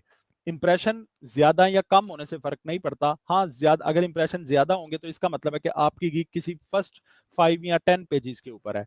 तो अगर आपकी गिग फर्स्ट 5 पेजेस के ऊपर होती है तो उसमें ऑर्डर लगने के चांसेस ज्यादा होते हैं इसकी निस्बत कि अगर आपकी गिग, अब जैसे मिसाल के तौर पे मैंने 3 पेजेस ओपन किए, ज्यादा से ज्यादा लोग 10 पेजेस ओपन करते होंगे या 12 पेजेस ओपन करते होंगे, तो उसके बाद आगे वाले पेजेस को ओपन नहीं करते होंगे। तो इसलिए फिर हमारे इंप्रेशंस कम होते हैं क्योंकि हमारी गिग्स नॉर्मली दूसरे या लास्ट पेजेस पे होती हैं। अब गिग पे इंप्रेशन कम आने की दो तीन वजूहत होती हैं। फर्स्ट वजह ये होती है कि शायद आपका थंबनेल अच्छा ना हो। दूसरी वजह ये होती है कि शायद आपने कोई ऐसा कीवर्ड यूज ना किया हो, टैग जो आप लोगों ने रखे हुए हैं वो टैग ऐसा ना हो कि जो लोग सर्च कर रहे हैं और वो उनकी इंप्रेशन में या उनके क्लिक्स में नहीं आ रहा, या आपका जो टाइटल है वो ऐसा हो कि जिसकी वजह से आपकी गिग किसी को शो नहीं हो रही। तो इसलिए ये कुछ बुनियादी चीजें होती हैं। इंशाल्लाह ताला इसमें हम कल मजीद तफसील से देखेंगे फाइवर को। तो आज जिन लोगों का अभी तक अकाउंट डिजाइन नहीं हुआ हुआ फाइवर का, वो देख लें कि अकाउंट कैसे बनाया जाएगा फाइवर का। अब मुझे बता दें आप लोगों में से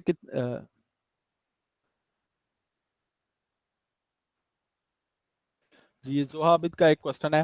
तो जी बिल्कुल आप बना सकते हैं, लेकिन कोशिश कीजिएगा कि अगर आपने जो नेक्स्ट सेकंड अकाउंट आपने डिजाइन किया है, तो उस अकाउंट को क्रिएट करने से पहले आपने अपनी हिस्ट्री और अपनी कैशेज और कुकीज ये रिमूव कर दी है कि नहीं। हाँ, नॉर्मली ये होता है कि फाइवर को पता चल जाता है कि कौन लोग स्पैमिंग कर रहे हैं। अब जैसे सेंटर के कंप्यूटर्स हैं, तो सेंटर के कंप्यूटर्स के ऊपर अगर आप देखें तो जब फ्रीलांसिंग पढ़ाई जाती है या फ्रीलांसिंग सिखाई जाती है, तो उस दौरान बहुत से अकाउंट बनते हैं। तो फाइवर भी बेसिकली एक दो अकाउंट्स के ऊपर आपके अकाउंट को बैन नहीं करेगा। आपकी अगर एक आईपी कंसिस्टेंट रहती है, जैसे आपने अगर एक लैपटॉप के ऊपर अपना अकाउंट डिजाइन किया है और वो अकाउंट वही चलता रहता है उस पर कंसिस्टेंट, तो उस पर फाइवर आपका अकाउंट बंद नहीं करेगा। हाँ, अगर इसकी निस्बत आपने जैसे सेंटर के अकाउंट्स हैं उस पर यानी फर्स्ट टाइम क्लासेस के अंदर के 2 से 3 अकाउंट बने हैं और सेकंड टाइम क्लासेस के अंदर 3 से 4 अकाउंट बने हैं, यानी पर डे 7 अकाउंट या 5 अकाउंट बने हैं और नेक्स्ट डे दोबारा 5 अकाउंट बने हैं, तो वो बेसिकली स्पैमिंग के अंदर आएगा और वो मैक एड्रेस नोट किया जाएगा फाइवर की तरफ से, और जितने भी अकाउंट उस मैक एड्रेस के ऊपर बने होंगे वो तमाम अकाउंट डिलीट कर दिए जाएंगे कुछ टाइम के बाद। तो इसलिए कोशिश करें कि जब भी आप अकाउंट डिजाइन करें किसी भी जगह पे, सबसे पहले अपनी हिस्ट्री को रिमूव करें, कुकीज और कैशेस को रिमूव करें, और उसके बाद जो भी आप यानी अकाउंट डिजाइन कर, अच्छा अगर आपका अपना लैपटॉप है तो जरूरी नहीं है फिर कि आप इनकॉग्निटो मोड पे बनाएं, आप नॉर्मल गूगल क्रोम के ऊपर भी बना सकते हैं। ये इनकॉग्निटो मोड वाला जो ऑप्शन मैं बता रहा हूँ, ये अगर आप सेंटर के अंदर डिजाइन करते हैं या किसी ऐसे लैपटॉप या डेस्कटॉप के ऊपर डिजाइन कर रहे हैं या अपना अकाउंट साइन अप कर रहे हैं जिसके ऊपर बहुत से अकाउंट बनते हैं, तो वहां पे फिर कोशिश करें कि इनकॉग्निटो मोड के अंदर आप लोग अपना अकाउंट साइन अप करें। जी मोहम्मद हबीब, स्किल टेस्ट देने से अकाउंट पे कोई इफेक्ट पड़ता है? जी बिल्कुल जी, पड़ता है इफेक्ट। अगर आप स्किल टेस्ट देते हैं, स्किल टेस्ट देने का भी तरीका हम देखेंगे कल या परसों वाली क्लास में इंशाल्लाह।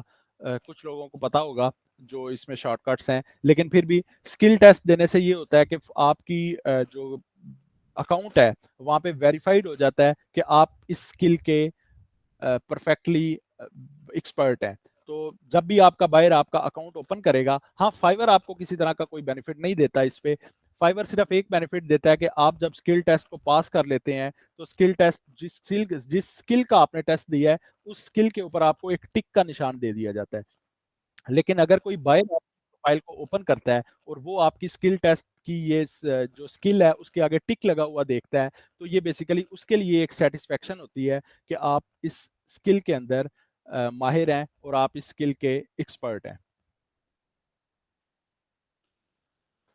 जी इनके अलावा किसी का कोई और क्वेश्चन?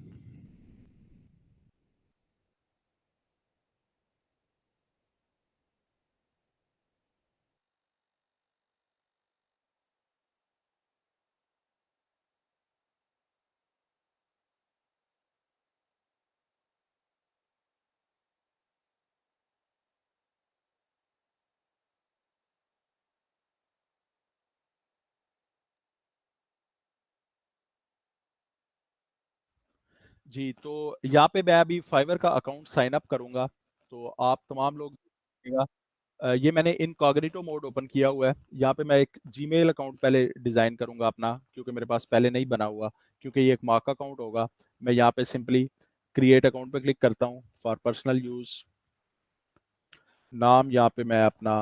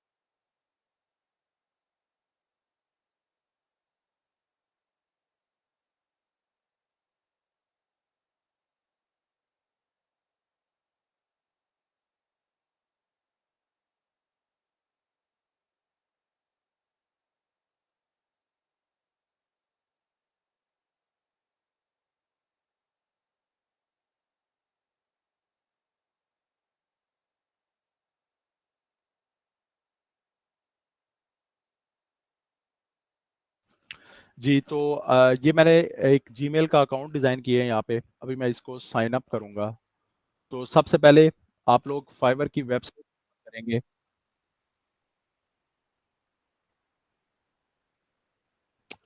जी, मोहम्मद हबीब खान, नहीं जी, गिग रैंकिंग के अंदर आपको नहीं हेल्प मिलती। गिग रैंकिंग के अंदर जो आपकी बुनियादी चीज़ देखी जाती है, वो बेसिकली यही चीज़ देखी जाती है कि आप लोगों के ऑर्डर किस तरह से आ रहे हैं, और आप लोगों की जो ट्रैफिक है, आप ऑनलाइन किस टाइम हो रहे हैं, आपकी ऑनलाइन टाइमिंग क्या है, और इसके अलावा आप जो नॉर्मल चीज़ें हैं जिसमें आपकी, आप ये कह सकते हैं कि आपका ऑर्डर डिलीवरी टाइम देखा जाता है, आपका रिस्पांस टाइम देखा जाता है, आपका ऑनलाइन टाइम देखा जाता है, और आपकी जो गीग आपने अपलोड की है उसमें आपने स्किल्स कौन सी रखी हैं। वही बात, गीग रैंकिंग तब होती है जब आपने कोई ऐसी स्किल यूज़ की है, या अपनी ऐसी स्किल रखी है, या अपनी एक्सपर्टीज, अपना थंबनेल इतना एक्सपर्ट रखा है कि आपको फाइवर खुद मौका देता है कि आप लोग, यानी फाइवर आपको अपनी तरफ से मार्केट करता है।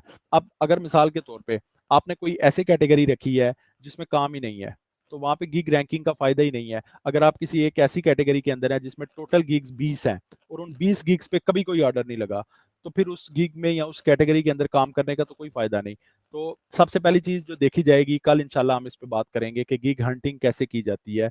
तो शायद आप लोगों में से कुछ को पहले पता होगा, लेकिन फिर भी गिग हंटिंग करते हुए आप लोग सबसे बुनियादी चीज देखेंगे कि जिस कैटेगरी के अंदर आप काम कर रहे हैं, उस कैटेगरी के अंदर डिमांड भी है बायर की कि नहीं है। अब उसके अंदर बायर कभी आया ही नहीं, बायर को वो चीज ही नहीं चाहिए जो आप सेल कर रहे हैं, तो उसमें गिग रैंकिंग नहीं होती। तो हाँ, जो आप पूछ रहे हैं कि स्किल अगर टेस्ट देते हैं, तो वो गिग रैंकिंग में आपको किसी तरह से कोई हेल्प नहीं करता। वो सिर्फ यही हेल्प करेगा कि जब आपका बायर आपके पास आएगा, तो वो आपकी प्रोफाइल पे टिक लगा हुआ देखेगा, और वो सेटिस्फाई होगा कि आप इस स्किल में एक्सपर्ट हैं, फाइवर कह रहा है।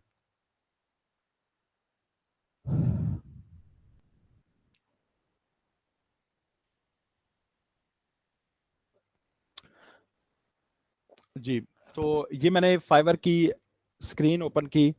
अब इस स्क्रीन के ऊपर सिंपल जो मैंने जीमेल अपनी क्रिएट की आप लोगों के सामने, ज्वाइन पे क्लिक करूंगा। ज्वाइन पे क्लिक करने के बाद आप लोगों में से कुछ ने लास्ट टाइम ये गलती की थी कि आपने कंटिन्यू विद गूगल किया था, या कंटिन्यू एप्पल या फेसबुक नहीं करना, आपने कंटिन्यू विद ईमेल करना है। इसके अलावा किसी और ऑप्शन को आपने यूज नहीं करना, कंटिन्यू विद ईमेल। मैं यहाँ पे अपनी ईमेल लिखता हूँ।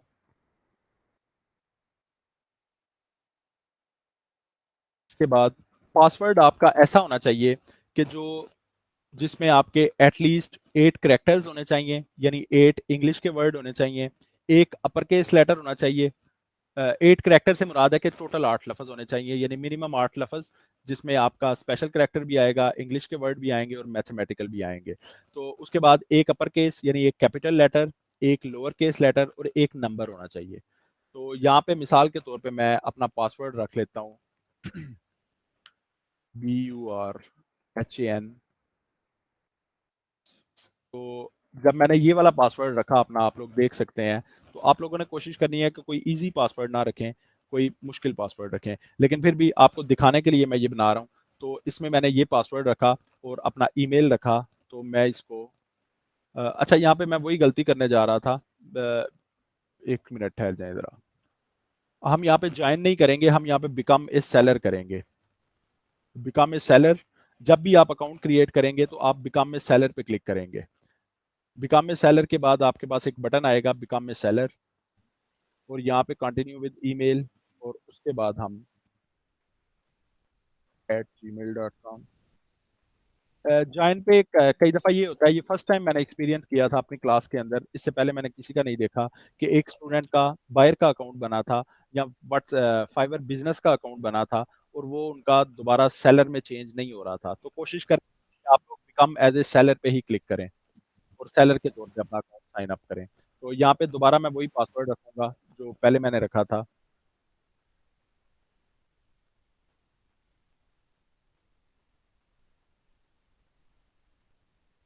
यहाँ पे हम अपना choose a username, Fiverr seller के लिए आप एक यूजर नेम चूज करेंगे।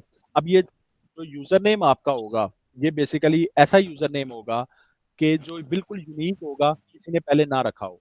जैसे अब मेरे पास मेरा अकाउंट है ABCDEF, तो मैं यहाँ पे वही यूजर नेम रख देता हूँ, ABCDEF। और उसके बाद क्रिएट माय अकाउंट। तो इसने मुझे ईमेल के ऊपर,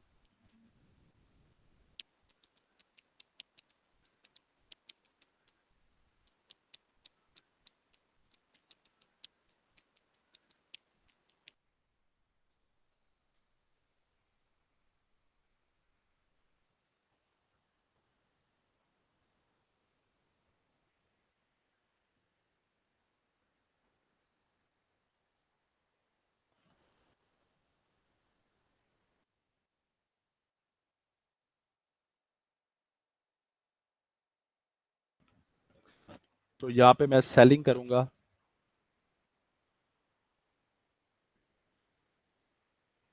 सोलो फ्रीलांसर।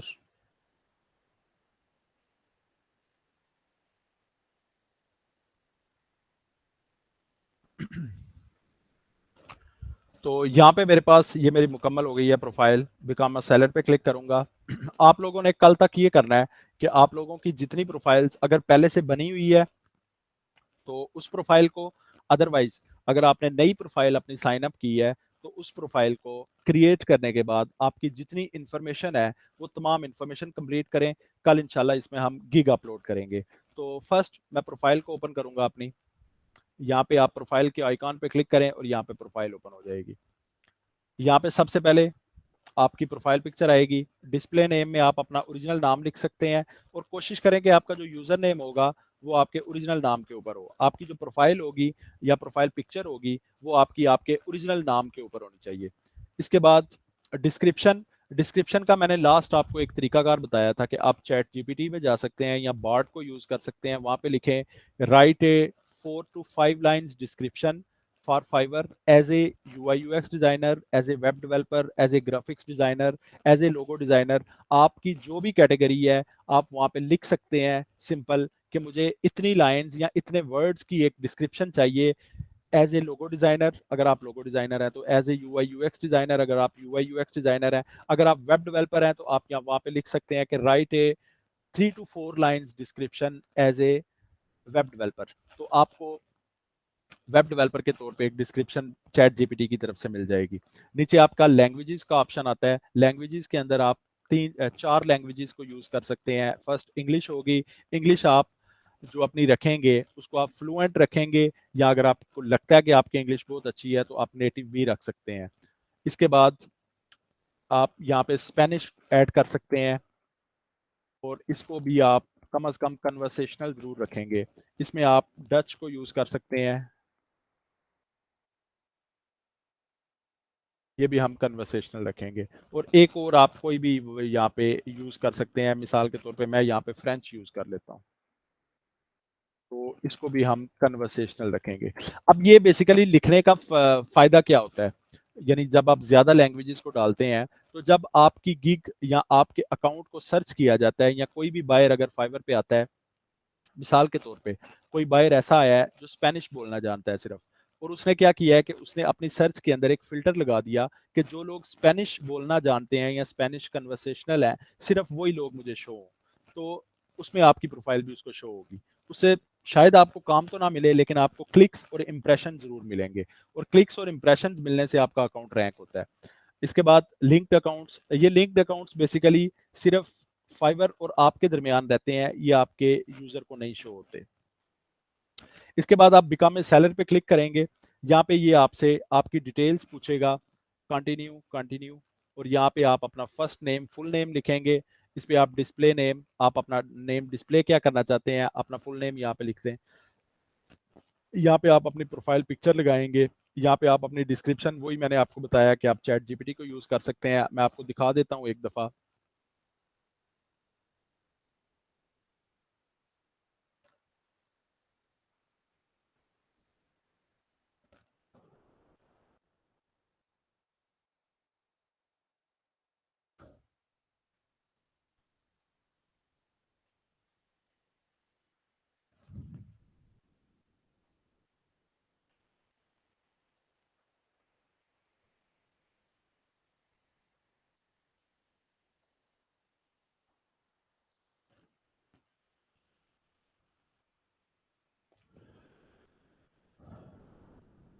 जी, तो यहाँ पे आप देख सकते हैं हमारे पास 2 से 3 मिनट है सिर्फ, फिर उसके बाद हम क्लास को सबमिट करते हैं। यहाँ पे आप लिख सकते हैं राइट ए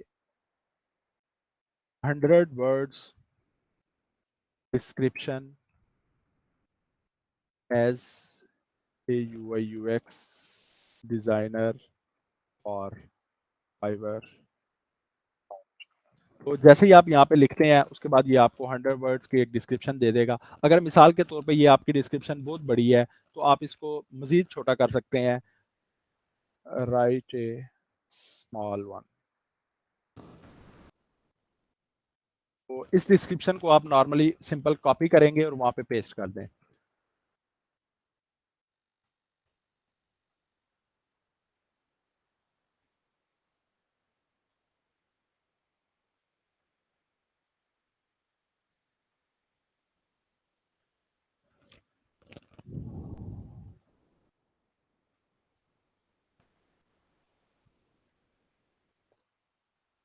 जी, तो इसी तरह आप लोग क्या करेंगे कि इन तमाम कॉलम्स को फिल करें। ये ऑलरेडी मैंने आप लोगों को क्लास में भी करवाया हुआ है। अगर किसी को किसी तरह की कोई प्रॉब्लम होगी तो वो मुझसे पूछ सकता है। आप नीचे ये लैंग्वेजेस का पैनल होगा, कंटिन्यू करेंगे, नेक्स्ट पैनल आएगा, उस पे आप लोगों से जो-जो डिटेल्स आपकी पूछी जाएँगी वो आप लिखेंगे, फिर कंटिन्यू। और जब आपसे ये कहेगा कि आप गिग अपलोड करें, तो उस वक़्त आप लोगों ने वहाँ तक अपना काम करना है। इंशाल्लाह कल हम गिग अपलोड करेंगे और फाइवर के मुतालिक तमाम डिटेल जितनी भी हैं वो देखेंगे कि फाइवर पे काम कैसे किया जाता है, ट्रांजैक्शंस कैसे की जाती हैं, अपना बैंक अकाउंट कैसे अटैच करेंगे और मज़ीद इसमें तफसील देखेंगे।